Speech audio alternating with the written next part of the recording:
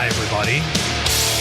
Sam Goodman, really fucking scary stories. Thank you for joining us for another episode of Season 3. Before we dive into today's creepy, crawly, and macabre tale, do me a favor, head over to www.palehorsemedia.co. You can check out this podcast, Hey Y'all with Sam Goodman, the Hop Nerd, all kinds of cool stuff happening over at Pale Horse Media Co. We are coming to you from the Pale Horse Media Co. studios, so your support by heading over to the website, checking out the merch store, all that kind of sort of stuff, quite literally keeps the lights on. But one of the most amazing, yet simple things that you can do is just scroll on down, leave us some stars, leave us a review, leave us some kind comments in the review section, or anywhere that you review podcasts. That helps us a ton. Another small thing that you can do is just share this. Just tell folks about it, tell your friends about it, tell your family about it, tell your frenemies about it if you want to. Say, hey, look, there's this guy Sam, and he screams into the microphone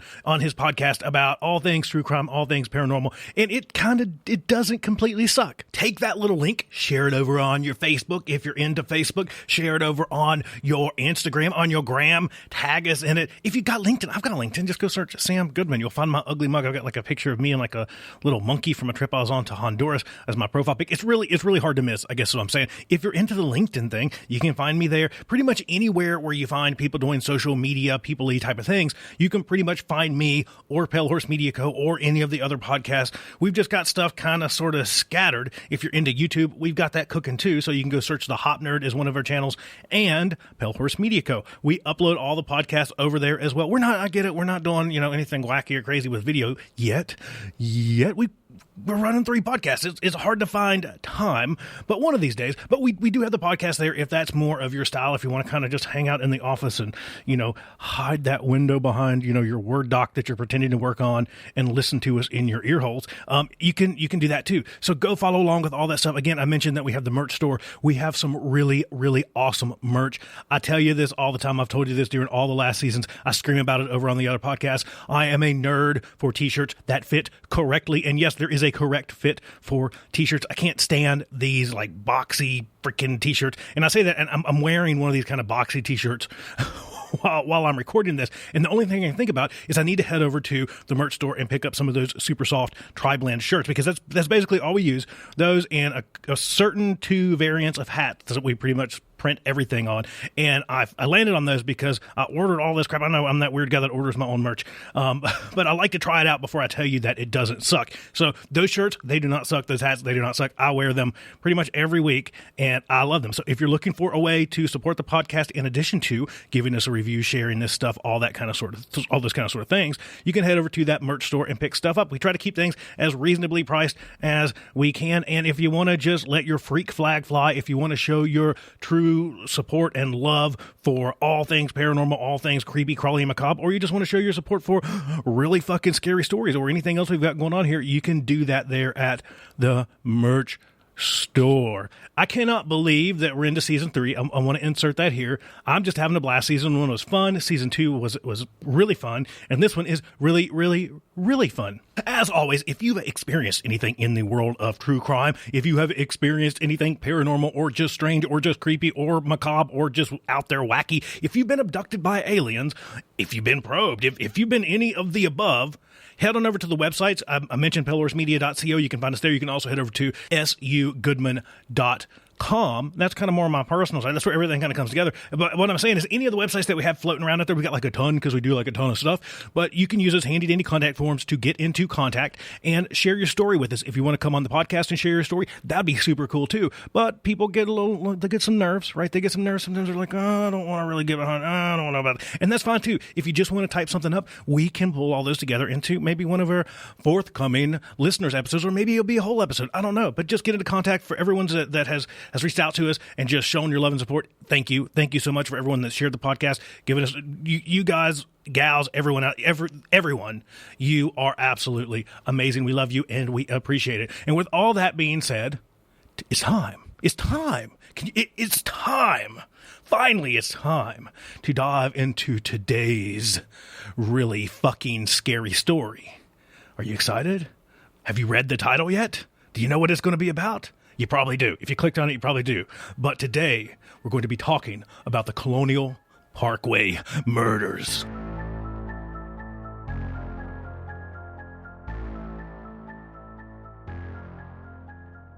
So I feel that like we've gotten to know each other quite a bit over the past 2 seasons, and as we get into season 3, everyone should be well aware of my love of all things creepy, crawly, macabre, all that kind of sort of stuff, but also the love of my home state, Virginia. So anytime that I get a chance to dive into anything creepy, crawly, macabre, all those kind of things that you know that I love, that you love, that we all love, that's why we're all hanging out, you know that I'm going to do it, right? I get a chance to talk about anything that has happened in Virginia. I specifically go and search those things out because I just enjoy talking about it. Either that or stuff here in Arizona where I live now. I've lived in Arizona for about the past 10 years plus. So anything between those two homes, that's really, I'm just a nerd for it. I'm just a nerd. So the Colonial Parkway is a beautiful stretch of highway that cuts through the Colonial National Historical Park in southeast Virginia. It's surrounded by woods. It has far few entries and exits than a typical highway, so it's not super easy to kind of get on or off of it. You kind of get on it and you kind of ride it out. So there's not like a bunch of like, you're not getting off this roller coaster once you get on it. It's a very beautiful and tranquil area, but it was also the setting for a gruesome string of murders. Kathy Thomas and Rebecca Dowski. On October 12, 1986, a pedestrian saw a car on an embankment on the Colonial Parkway. It was obscured from view from the road. They called a highway patrolman who arrived on the scene, and he made a pretty fucked up discovery. He found 2 bodies of young women in the car. The 2 women in the car were identified as Kathy Thomas, a 27-year-old graduate of the Naval Academy, and Rebecca Ann Dowski, a 21-year-old student of the College of William and Mary, also there in Virginia, so that makes sense. The couple had been missing since the evening on October 9th after they had been seen leaving a computer lab. The 2 women had been bound with rope and strangled, and the killer had slit their throats. Not only had he slit their throats, or they, let me just say the person, the killer, I said he, but we'll get there, but the killer had slit their throats so deeply that they were nearly decapitated. Not a good way to start your day as a police officer, or any of these folks, just, I guess, a really fucked up day. Rebecca's body was found in the backseat of the car. Kathy's was found stuffed into the hatchback. There was no evidence of sexual assault. The police believed that the murders had happened elsewhere and that the bodies had been dumped in the car since there was not very much blood, not very much of the red stuff. So it appeared as if they had been stuffed in there, driven out there, and ditched. They also ruled out robbery as a motive since both the women's purses were still there. They had all their money, all their jewelry, nothing had been taken. The killer had tried to burn the car with gasoline, but had failed to do that. And basically, the police just investigated this a bunch, but the case went cold. So they exhausted all of their resources, and it quickly became a cold case. And they're like, WTF.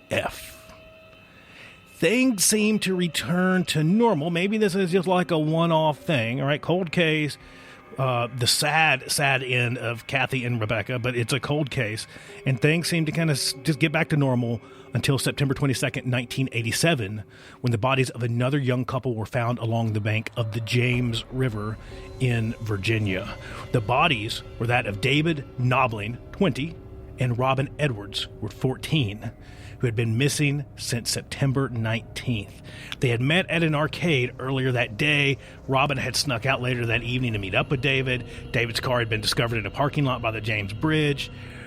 There were 2 pairs of underwear, shoes, and David's wallet that were found in the car, which again ruled out robbery, not really a probable motive at this point. The driver's side window was partially rolled down, causing police to believe that the perpetrator had possibly been posing or was actually some type of uniformed officer. So those are like the worst, right? They make you kind of want to just like not advising this, right? Not advising this, but you're like cruising. And I grew up in a rural area, like I know, but you're like cruising in a rural area, and then you get like a cop like coming up behind you, and you're like, is that really a cop?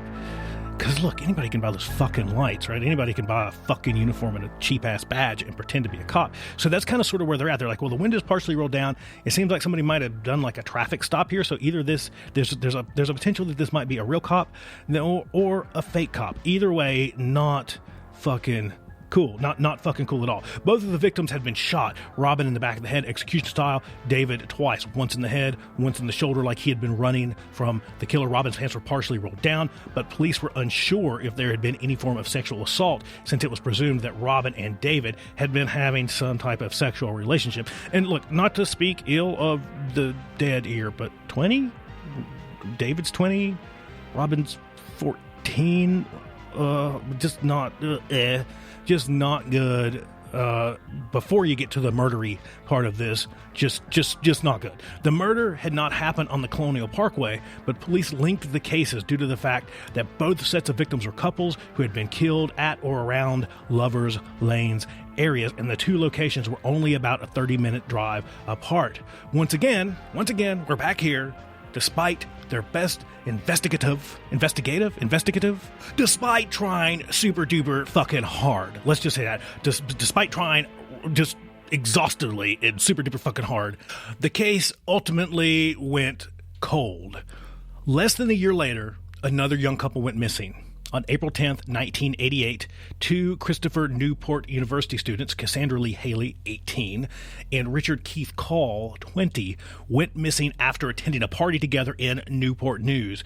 It was a young couple's very first date.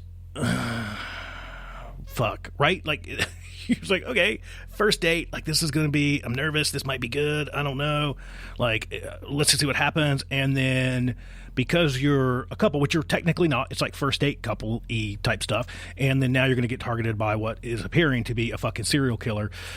It was their first fucking date. What? Ugh. A day later, Richard's car was found at the York River Outlook off the Colonial Parkway, about 2 miles from where Kathy and Rebecca had been discovered. Almost all of the clothing Cassandra and Richard had been wearing was found inside the car, along with Richard's wallet, Cassandra's purse. Again, all their shit's there. Robbery is not a motive. Like, at least it just doesn't appear to be. It's clearly not. Despite extensive searches, their bodies were never found, and the couple was presumed dead.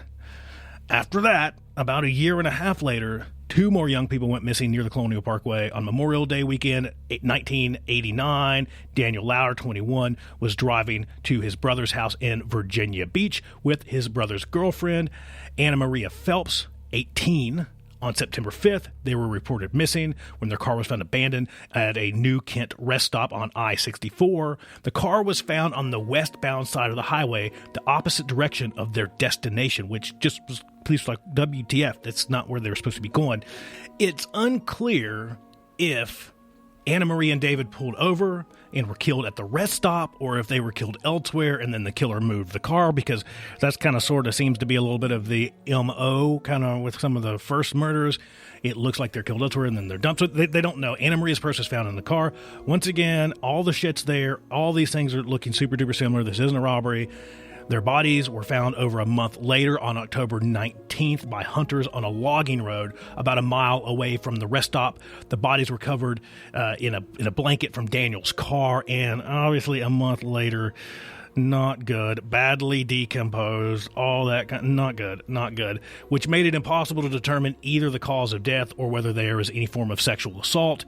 Even though the cause of death could not be determined, there were what appeared to be stab marks kind of on the bones, right? So if you follow along with any of kind of like the true crime stuff, which I'm certain that you do, if you're listening here, you're probably like all into all this fucking weird shows that I am too. You probably look like you're plotting a murder, but they can kind of see by bones, there's like scraping, they can get like knife marks and stuff like that. So you can kind of look, and that appeared to be there, but you never know, right? So we talked back in season 2, talking about the West Memphis 3 and kind of some of the sort of stuff there. And sometimes animal predation can sometimes, again, decomposed way out in the woods in Virginia. I grew up in those woods, similar to those woods, at least not that far away from those. And like you get coyotes, not to get too grim, but you get stuff that's going to be like, ooh, people snack. Yum, people snack. So they're assuming at this point that those were knife marks,